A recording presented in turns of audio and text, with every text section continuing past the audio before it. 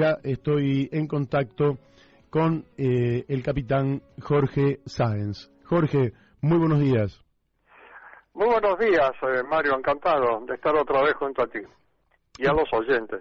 Bien, bueno, Jorge, yo creo que más allá de que algunos plantean cuánta gente es la que muere relativizando lo que ha ocurrido prácticamente durante el último mes en distintos lugares de los Estados Unidos, todos quedamos fuertemente impactados con noticias como por ejemplo cuando un joven entró a un supermercado donde básicamente había clientes afrodescendientes, es decir, personas de la raza negra, por decirlo de otra manera, y empezó a matarlos.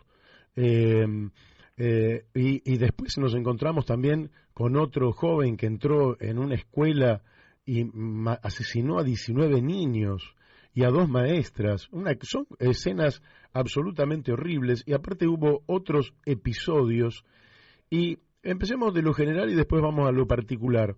¿Qué piensa usted de estos episodios que parece que en Estados Unidos se repiten cada tanto? Sí, efectivamente. Por ejemplo, desde el año 2012 hasta la fecha hubo 312 casos de este tipo. Ajá. Que ya lo llaman tiradores activos. Es decir, aquella persona que no busca robar algo, no busca asesinar a la suegra, como ha pasado acá, o cosas por el estilo, sino que simplemente mata porque sí, en forma aleatoria, y produce varias muertes, en cuyo caso pasa a ser un tirador activo. Y hay tantos tiradores activos que en las escuelas de todos los estados de Estados Unidos, normalmente la policía da cursos, se presentan en la escuela y dan cursos brevísimos, por supuesto, qué hacer en el caso de un tirador activo. Y las recomendaciones son: huya, es una reacción natural, por supuesto. Sí, claro. Ocúltese, escóndase, o combata, pelee, lo cual es para un chico, por supuesto, muy difícil, ¿no? Muy difícil. Y tienen incluso carteles y recomendaciones, y hablan con los padres, como un hecho social habitual, aunque parezca mentira, habitual. A veces me pregunto, Estados Unidos tiene unos 330 millones de habitantes. Sí. Sería interesante consultarle a un experto en materia de patología mental, ¿qué porcentaje puede existir de gente alienada con patologías muy severas en el marco de 330 millones de habitantes, por ejemplo?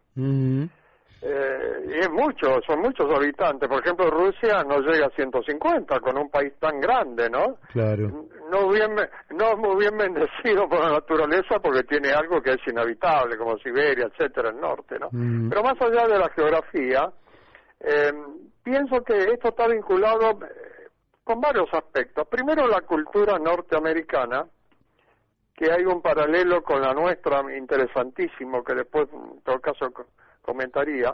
Ajá. Ellos han luchado allá y han logrado la independencia en 1776, uno de los primeros países de América, el primer país republicano de América que, peleando contra los ingleses, conquistó su independencia.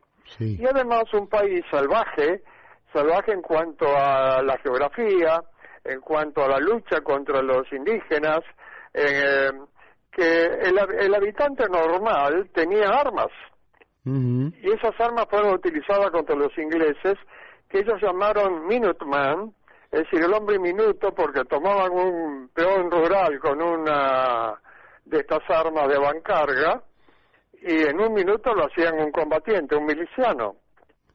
Tanto es así que se arraigó esta cultura, y es interesante considerar los antecedentes que nos lleva a esta situación actual, o a ellos los llevan a esta situación actual. Porque en la Constitución de 1791 ya figura una enmienda, la famosa segunda enmienda, sí, que dice que para tener una milicia, casualmente los peones que en un minuto lo hacían combatientes, para tener una milicia bien ordenada para la seguridad de un Estado, y hablando de Estado, hay que ver que estamos hablando de un país que se llama Estados Unidos, ¿no? La seguridad de un Estado, no se violará el derecho del pueblo a poseer y portar armas, es decir, lo generaliza, es taxativo. Claro. Y eso no es modificado. Quiere decir que cualquier norteamericano, supuestamente, lo cual no es así, puede poseer y portar armas. Sí, bueno, yo leí que había 390 millones de armas en manos de particulares.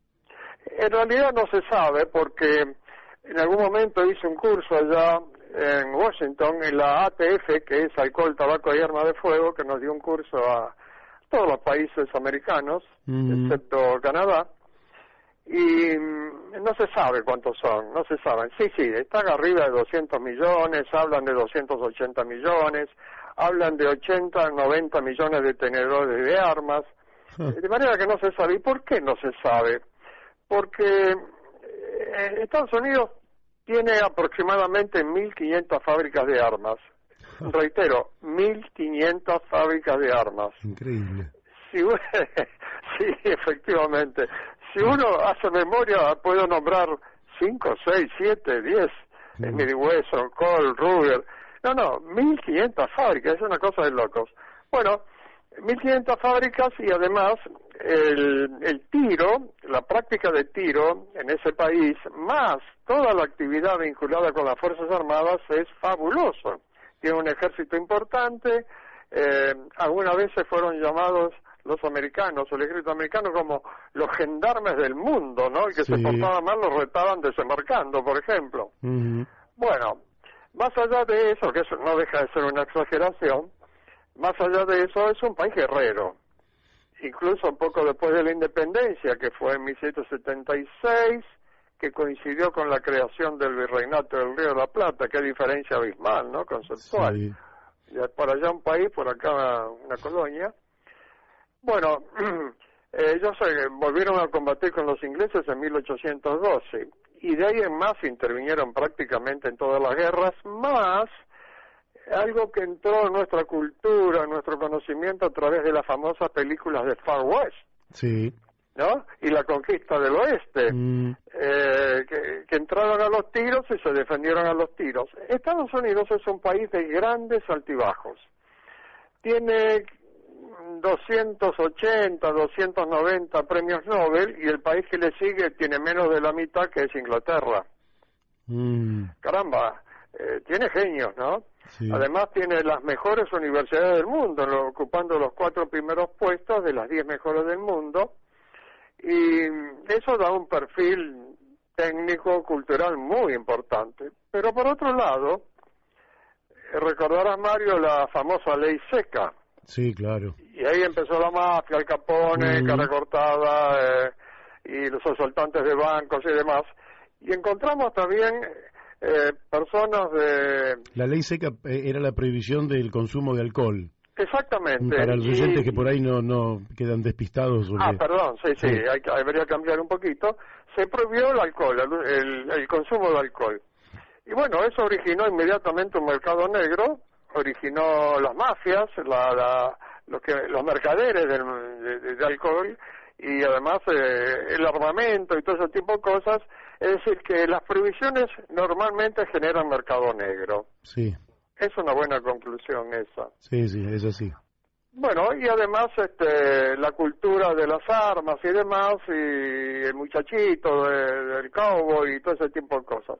Eso se instaló en Estados Unidos y aparte ellos intervienen militarmente, y incluso ahora hay amenazas por parte de Biden que dice que si China invade Formosa, interviene Estados Unidos militarmente, que no es ningún chiste, ¿no? No. A ese nivel es peligrosísimo. Estamos hablando de un perfil de Tercera Guerra Mundial con y armas además nucleares, con dientes nucleares, ¿no? Claro. Es el fin de la humanidad, eso, ¿no? Eso está perfectamente claro. Así es. Bueno, el panorama de Estados Unidos es ese. Ahora a mí me interesa profundizar un poquito, porque la segunda enmienda de Estados Unidos de la Constitución, que dice: no se violará el derecho del pueblo a poseer y portar armas, es taxativo. Y para colmo, La Corte Suprema, ante reclamos de algunos estados, en el sentido de paralizar el tema de las armas, la Corte Suprema ratificó esto hace 4 años. Amigo. Lo ratificó. Y que se entiende que estamos hablando del ciudadano individual que puede poseer y portar armas. Para colmo, Abbott me parece que es el gobernador, o Abbott, el gobernador de Texas, precisamente, hace poco dijo que él está a favor de la tenencia e importación de armas en el estado de Texas. Es decir, le abrió camino a este joven que mató a estos chicos y a estas maestras. Así es. Le abrió camino conceptual y políticamente hablando. Este gobernador es republicano. Entonces tenemos allí un conjunto de experiencias pasadas y de algo que no se puede promover. Ahora, yendo a la situación actual, no es cierto que en Estados Unidos cualquiera puede comprar un arma. Sí lo puede hacer, pero no tienen el sistema argentino. Y el sistema argentino es el siguiente. Para que una persona pueda comprar un arma, tiene que tener en su haber, primero, ingresos lícitos. Segundo, tener un examen psicológico y un examen físico. No tener antecedentes penales.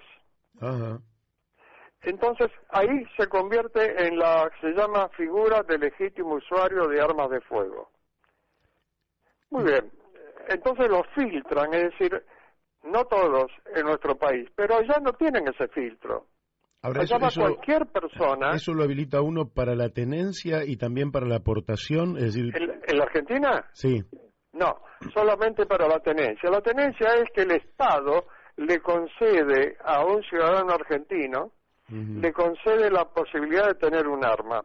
Tenerla, es decir, tenencia. Claro, en su casa, por decirlo de alguna manera. En mi casa, en la casa donde sea, la puede transportar también, que la tiene que tener desarmada, puede ir a cazar, puede tenerla colgada de la pared, lo que quiera. Sí, sí. Si tiene muchas, tiene que tener cierto lugar de seguridad, naturalmente. Ahora, la aportación está absolutamente restringida en la Argentina. Absolutamente. Y queda reservada para personal militar, fuerza de seguridad, o fuerzas policiales, funcionarios, algunos funcionarios, por ejemplo, jueces penales, fiscales, o si no, alguna persona de cierta relevancia que justifique tener, pero hay muy pocas aportaciones. Creo recordar, y por favor no tome este dato como válido, creo recordar que hay del orden de las 14.000 portaciones, que incluye a las fuerzas. Pero a personas así comunes, poquísimas, deben ser cientos nada más, quizá 200, 300 aportaciones. Lo notable, y que es un dato que a veces se oculta por parte de las organizaciones que lógicamente están en contra de las armas por algún motivo.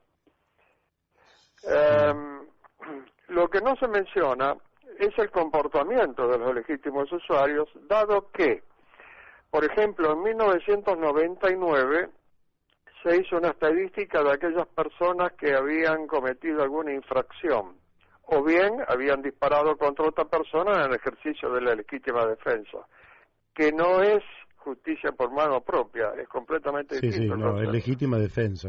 Claro, me van a tirar, tiro yo primero, obviamente. Sí. O tiro segundo, quizás ya me balearon, ¿no? Sí, también. Bueno, y era 0,01% del total de los legítimos usuarios, es decir, despreciable. Años después, estando en el RENAR, ya en este siglo, como se estila decir, solicité al área de cómputos del RENAR que me digan cuál era el actual, ¿no? Y en ese momento, ya por el 2002, 2003, era 0,0026.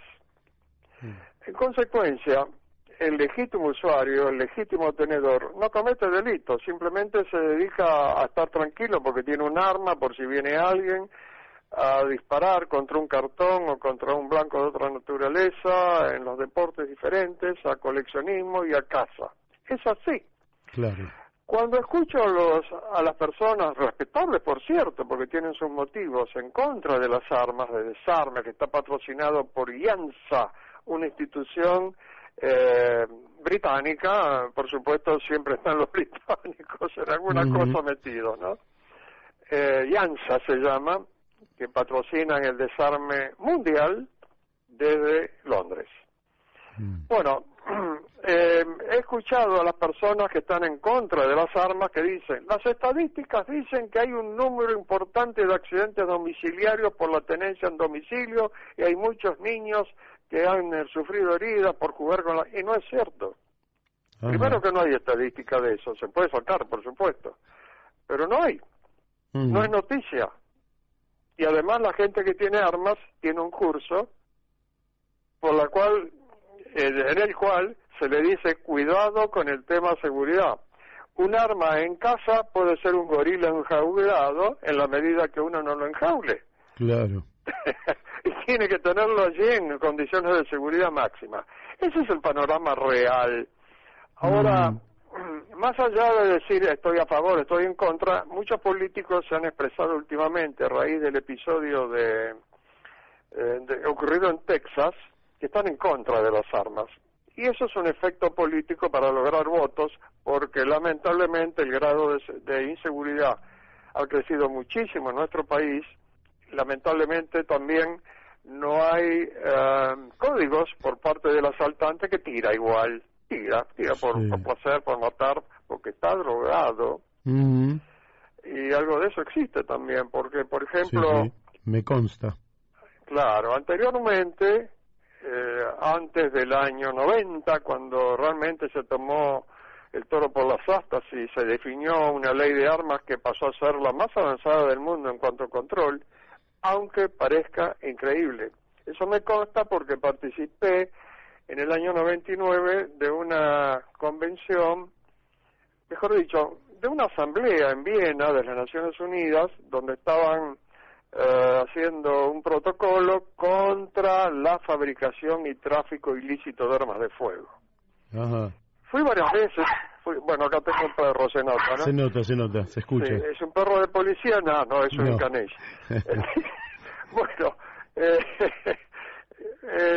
el hecho es que fui varias veces y le iba pasando el informe al director de RENAR y le dije que me parecía que la Argentina estaba muy avanzada en materia de control de armas, posiblemente después de Canadá, y al final, mi último informe, no, estamos adelantados decididamente en cuanto al control. Ahora, todo control tiene fallas, y ahí sí hacemos agua. Ajá, claramente. Hay muchas armas en negro en la Argentina. Claro, ahí hacemos agua en cuanto al examen psicológico que le pueden hacer, no al examen médico, porque un tuerto puede tirar igual, un rengo puede tirar igual, un manco puede tirar igual, pero sí la parte psicológica, que fue casualmente una falla con el famoso caso del tirador de Belgrano, Ríos, que cuando lo capturaron ya había disparado sobre el colectivo 67, sobre un tren que pasaba ahí en la Avenida de los Incas y Kramer, una confitería, y finalmente lo atraparon, ¿no? Sí, y era legítimo usuario. Ese es un caso excepcional, obviamente. Y había fallado indudablemente el examen psicológico de él, porque fue declarado inimputable, lo cual es muy grave, ¿no? Qué bárbaro, qué bárbaro. Sí. Y eso es una falla, y bueno, se juntó la falla con una patología severa, y ahí está el producido, ¿no? Mató a un hombre, por suerte de todos los disparos que hizo, a un solo hombre, y por desgracia para la familia también, ¿no? Sí. Ahora, o sea, ¿usted piensa que en nuestro país la situación es bien distinta a la de los Estados Unidos, tanto desde el punto de vista, dejemos el aspecto psicológico, que en definitiva sería aleatorio, aunque muy peligroso, pero desde el punto de vista más general, bueno, ¿la situación es distinta a la que tenemos nosotros acá? Porque acá no se viven episodios de ese tipo. No, por supuesto. En Estados Unidos, la ley de armas de Estados Unidos dice lo siguiente: más que ley de armas, el control de las armas, que tratan de hacerlo y no lo pueden hacer. En Estados Unidos, cada estado es un estado con sus propias leyes. Sí. Y no puede prohibirles comprar un arma a nadie. Entonces viene una persona que no tiene antecedentes, simplemente ingresa a una armería y le dice, quiero comprar... le cuento algo real, ¿no? Que pasa ya ahora, hoy. Va el señor Smith en Miami y va a una armería y compra 3 revólveres. Compra 3 revólveres, llena un formulario para él, otro para la armería y otro para ATF, el control en Washington. Se va con los 3 revólveres y eso es todo. A partir de ese momento, este señor Smith dice, bueno, voy a vender, y lo vende. ¿A quién se lo vende? A cualquiera, al interesado. Y no interviene el Estado, no interviene ni el Estado ni la nación, no interviene en la transferencia del arma. Descontrol total. Exacto, ahí empezamos mal. Entonces, un afroamericano, por elegir a alguien, se va del estado de Florida y pasa al norte al estado de Georgia. Llega a Georgia, comete un asalto, lo detienen, ven que esa arma fue comprada en Miami, entonces interviene el FBI, porque es un delito federal pasar la frontera estatal con un arma. A no ser que haya un preaviso por un concurso de tiro, caza, lo que sea. Nadie puede pasar de un estado a otro con un arma de fuego. Bueno, entonces van a ver al señor Smith en Miami, le tocan el timbre y dice, usted, señor Smith, sí, usted compró en el año tanto, sí, señor, efectivamente. ¿Dónde tiene las armas? No sé, no tengo idea. ¿Cómo no tiene idea? No, porque las vendí. ¿Y a quién se las vendió? Ah, no me acuerdo. Bueno, eso es Estados Unidos. Qué bárbaro. Y el señor Smith le dice, bueno, disculpe la molestia, y se van. Entonces, cruzar la frontera es delito federal. Entonces, cada estado, de acuerdo con su criterio, fortalece la posibilidad de control de las armas, lo cual va contra la Constitución. No la pueden controlar. Sí la compra. En la Argentina, ¿cómo se controlan las armas? Que es muy interesante. ¿Cómo nace un arma en la Argentina? Nace por fabricación o por importación. Si entra de contrabando va a tener serios problemas para poder legalizarlas. Seguirá en el mercado negro. Porque se requiere la boleta de compra de la armería o del importador, o la puede traer, un argentino puede traer hasta 2 armas por año, con permiso previo de ANMAC en este momento, y por supuesto ya entra a través del perfil legal. Claro. Bien, paga el impuesto, etcétera, la legaliza, tiene la tenencia, fin. Bueno, en la Argentina nacen por importación, por introducción, agrego ahora este otro factor, o por fabricación. Lo que está de contrabando está en negro y seguirá en negro, que es otra cosa. Luego de eso, el importador tiene que ser inspeccionado por ANMAC, en Ezeiza, que es el puerto de entrada, pasa al mayorista y de ahí pasa a la armería, al minorista, y todo esto se hace por un libro de control. Ingresa al país con un libro con número, marca, etcétera, en tal fecha. Luego pasa al control del mayorista, luego pasa al control del minorista. Y cuando lo vende al legítimo usuario o futuro legítimo usuario, queda registrado. El arma pasó ahora a mano de Julián Gómez. Cuando Julián Gómez la pierde o se la roban, hace una denuncia y pasa a un pedido de secuestro que queda inscripto en ANMAC. Si él no se la roban y sigue y fallece, la viuda va a tener que hacerse legítimo usuario, o si no, entregarla para destrucción. ¿Y cómo muere el arma en la Argentina que nació, como dijimos? Muere al entregarla para destrucción, o bien pasa al mercado gris, ya hablo de las armas legales, o bien pasa al mercado de gris, que es la viuda que lo sigue teniendo porque perteneció al papi y ella no quiere tenerlo, no quiere ser legítimo usuario porque es muy complicado, entonces, y ahí se pierde y queda en el mercado gris, a no ser que por algún motivo pase a manos criminales.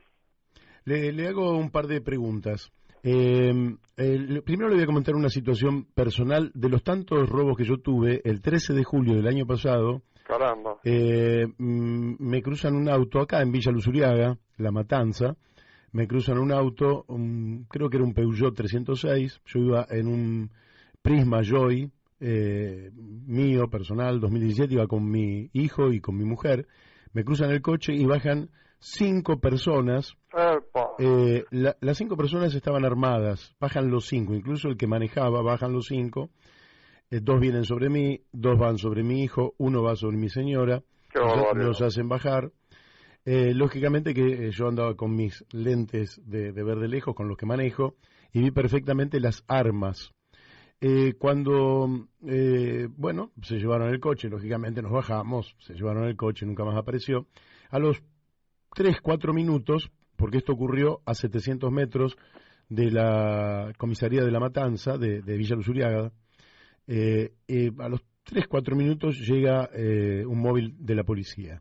Entonces yo le hago este comentario y él me pregunta qué tipo de armas eran y yo digo, mira, eran pistolas, las vi perfectamente, pero no podría definir de qué tipo porque no conozco. Entonces y menos en ese momento, ¿no? Pero él me muestra el arma reglamentaria y le digo, sí, exactamente, eran 5 armas exactamente igual que esta. Porque las vimos, porque efectivamente las tuvimos casi encima de nuestro cuerpo. ¿Cómo llegan armas que son reglamentarias al mercado negro? Por robo. Por robo a la propia policía. Exacto, hay muchos casos de robo a las policías. Además, nosotros tenemos una herencia de la época, no sé cómo se llama esa época porque tiene varios nombres, la época de la dictadura, ¿no? El tema de los grupos de guerrilla y demás que robaban pero cantidades industriales, ¿no? Sí. En los cuarteles y demás. Y el arma sigue a través del tiempo. Las pistolas, por ejemplo, la que usa la policía, una de las que usa la policía, que ya prácticamente es obsoleta para uso policial, que es la HP-35 Browning, todavía existen y andan muy. Yo tengo un par de pistolas Browning, por ejemplo, con la cual practico tiro de vez en cuando, muy de vez en cuando, sí. Y son armas muy buenas, pero el modelo obsoleto, bueno, la policía sigue usando en este momento esa arma y algunas más modernas. La diferencia entre un arma antigua y una moderna en materia policial puede ser que las armas modernas disparan como si fuese un revólver, que uno aprieta el disparador y dispara. Claro. En cambio, en la Browning había que montar primero con el dedo el martillo, y eso se llama simple acción. Entonces, las pistolas de simple acción, cuando hay que montarlas, ¿no? Ya con un cartucho de recámara para que dispare hay que montarla con el dedo, le puede costar la vida a un policía porque en medio segundo en un enfrentamiento es fundamental. Es mortal. Es por eso que ahora el policía podrá sacar y aprieta el disparador y sale el tiro, porque funciona el primer tiro como un revólver y después en forma semiautomática los demás tiros. Es un tema técnico, ¿verdad? Sí, perfecto, sí, pero que tiene que ver también con la seguridad de la propia policía. Le quiero hacer... Ahora, que esas armas existen, están en el mercado negro a montones, por supuesto. Es habitual que, sobre todo con los narcos, aparezcan este tipo de pistolas, porque son buenas y están en Argentina. Claro. ¿Qué opina de la situación que vive Rosario, que creo que debe ser la capital del crimen en la Argentina? Coincido plenamente, y además del tráfico de armas, porque cuando estuve en el RENAR, era inspector, fui jefe de inspectores, me llamó la atención que Santa Fe no entregue las armas para destruir. Hay un sistema también de destrucción, ANMAC se encarga de eso, que es el siguiente. Es obligatorio, cuando se secuestra un arma, informar al organismo central, ANMAC, informar que se secuestró tal arma, número tanto, etcétera. El rastreo de un arma en Argentina es algo tan sencillo. Yo una vez fui a un juzgado para hacer una pericia sobre un arma y estuve esperando, entonces llamé por teléfono, después sigo con Rosario o Santa Fe. Llamé por teléfono al RENAR en ese entonces, por favor rastréeme el arma tal. Esperé 2 minutos y me dieron el nombre del propietario, su domicilio, su teléfono, cuándo lo había comprado. Todo eso está en el legajo de cada uno de los tenedores de armas de la Argentina. Claro. Y cuando le dije, ¿qué me puede decir de esta arma? Le digo, bueno, esto es una pistola tal y tal y tal, que pertenece a fulano de tal, y me miraron, ¿cómo usted sabe eso? Porque llamé por teléfono. ¿Cómo? ¿Eso es el sistema? Sí, es el sistema. Bueno, volviendo a Rosario, notamos, porque lo noté y varios más también en el organismo en su momento, que las armas que eran secuestradas misteriosamente desaparecían de los lugares depositados, en los juzgados o en la policía. Ajá. Y que no las entregaban para destruir, como hubiera correspondido. De manera que un arma secuestrada del mercado negro delictivo tiene necesariamente, en base al sistema, pasa a ser controlada por ANMAT. Pero si la policía mira para otro lado o algo pasa, porque es bastante común el robo de armas en los juzgados, porque además no tienen instalaciones para guardado de armas, tendrán una caja de seguridad, pero ¿cómo guarda un fusil, por ejemplo, no? Ah, pero eso habla de una debilidad muy seria, ¿no? El tema de Santa Fe, por lo menos con las armas. Sí. Y además hubo varios policías comprometidos con el tema del tráfico también, ¿no? Claro, sí, sí. Usted diría, ya para cerrar, Jorge, esto es una discusión que se da en la sociedad. Algunos dicen, no, yo me quiero defender yo, no necesito que el Estado me defienda, o en todo caso el Estado siempre llega tarde, la policía siempre llega tarde, y yo tengo que tener el derecho a autodefenderme y por tanto me siento más seguro portando un arma. Y están quienes entendemos que las armas las carga el diablo y en general esas historias no terminan bien, porque incluso algo que me quedó en el tintero, gente, pero que ya me iría del tema. Después, en todo caso, le hago otra pregunta, pero en términos de estas dos filosofías, los norteamericanos parecen decir, señores, mi seguridad depende de mí en primer término, después, en todo caso, el Estado hará lo suyo, pero yo me defiendo yo, frente al delito, frente a una agresión, frente a lo que fuera. Y está la otra corriente que dice, no, lo mejor es vivir desarmado porque eso evita todo tipo de tragedias. ¿Qué le parece más razonable? Yo entiendo que está dentro de las libertades de un ciudadano tener un arma si el Estado se lo permite. Los estados totalitarios no lo permiten. Venezuela, Cuba, por ejemplo. Yo una vez en Naciones Unidas se me ocurrió preguntarle a la delegada de Cuba cómo controlan las armerías y me miró con muy mala cara y me dijo, en Cuba no hay armerías. Bueno, está bien. Eso me pasa por tonto, ¿no? Bueno, yo creo, estoy convencido y apoyo a toda persona que quiere tener un arma bajo ciertas condiciones. Las condiciones son seguridad ante todo y además mucho cuidado con el tema de la legítima defensa, porque entrar en el marco de la legítima defensa y salir indemne, puede salir indemne penalmente. Una legítima defensa bien clarita, pero después va a tener problemas de tipo civil.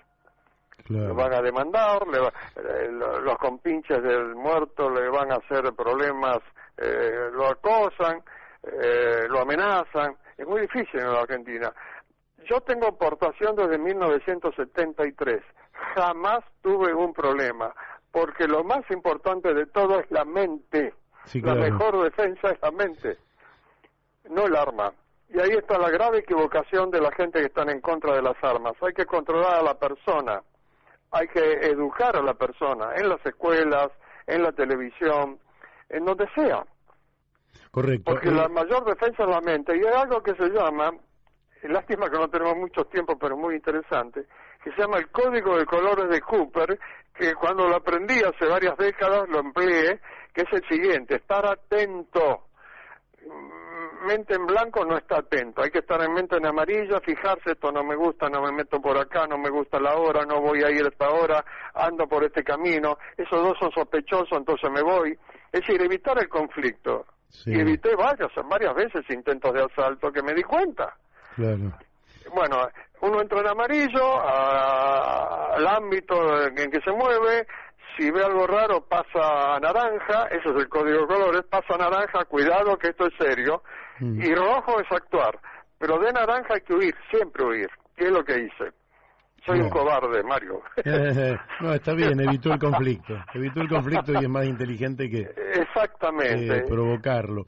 Así que le pregunté a una funcionaria de la ONU qué opinaba sobre la tenencia de armas en manos civiles, y lo primero que hizo era la señora Virginia Gamba, jefa de desarme de la ONU, que dio una conferencia acá, de desarme de armas de destrucción masiva, química, biológica, nuclear, ¿no? Entonces, le digo, no comprometido con la Argentina, genéricamente, ¿su concepto cuál es? Y me dice, sonrió, se puso el dedo índice en la frente y me dice, esto es lo que hay que controlar, no el arma. Es verdad. Correcto. Y yo justamente, la pregunta que me quedaba pendiente, aunque el tiempo ya se me fue, pero de todas formas quedaba esta. Usted tiene una persona, digamos, psicológicamente equilibrada, sensata, una persona con un proceder de toda la vida correcto, pero de pronto en una situación extrema, esa persona pierde el control y tiene una reacción violenta que, al tener un arma a mano, la lleva justamente a cometer un crimen, un delito, o algo que de no tener el arma no lo hubiera cometido, porque por ahí 5 segundos más tarde se arrepiente de lo que hizo. Es la típica situación, Mario, sí. No corremos riesgo que si la gente porta armas, una situación, qué sé yo, un pequeño choque, o no, que le llevan el espejo del coche por delante, o termine en una tragedia cuando en realidad no debería ser así? Bueno, hay una asociación que se llama AFITA, Asociación Federal de Instructores de Tiro, que ha tenido trascendencia internacional. Incluso yo he participado en varios Colombia, Ecuador, Perú, etcétera, que casi nos envidian a nosotros porque tenemos un nivel cultural muy importante, que acabo de expresar, ¿no es cierto? El legítimo usuario es buena persona. Ahora, ante una situación de ese tipo, el hecho de entregar una aportación, porque ya estamos hablando de aportación en este caso. Sí. ¿No? El hecho de entregar una aportación implica un curso donde los instructores ratifican permanentemente cuidado con la decisión de disparar. Cuidado, no se puede disparar porque le chocó y le abolló el auto. No. Eso no. Mejor no lleve armas. Correcto. Si usted está decidido a tirar porque le chocan el auto o le dicen y se acuerdan de su mamá, ahí no. Está equivocado completamente. Jorge, le agradezco la enorme amabilidad que ha tenido de participar en el programa. Le mando un fuerte abrazo y espero que volvamos a charlar dentro de no mucho tiempo. Bueno, con todo gusto, siempre a disposición, Mario. Ha sido nuevamente un placer estar con ustedes. Mi respeto a todos los oyentes y un abrazo para usted, Mario. Muchísimas gracias. Bueno, hemos hablado con el capitán de fragata Jorge Sáenz, hombre que también estuvo 10 años en el RENAR, hombre que ha hecho cursos a nivel internacional, que ha sido inspector en el tema de las armas y que efectivamente nos dio una enorme cantidad de información sobre un tema que, bueno, durante este mes nos ha impactado fuertemente a través de los crímenes que hemos observado se han producido en los Estados Unidos.